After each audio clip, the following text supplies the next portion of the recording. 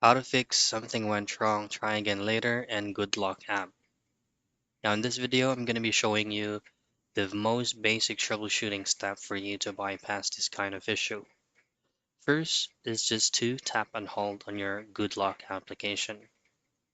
Next is to go into the eye icon, and from here just head straight into storage. And then from storage, you just need to comply both of these options below, like clear data and clear cache. This will allow the application reset and refresh. The next is check if the issue is already resolved. If not, then your last resort is to reinstall the whole application itself.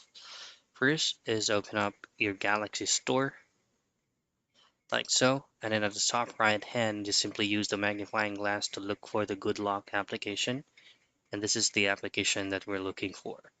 Simply uninstall and install back again and run and download the application from Goodlock if the issue is already resolved.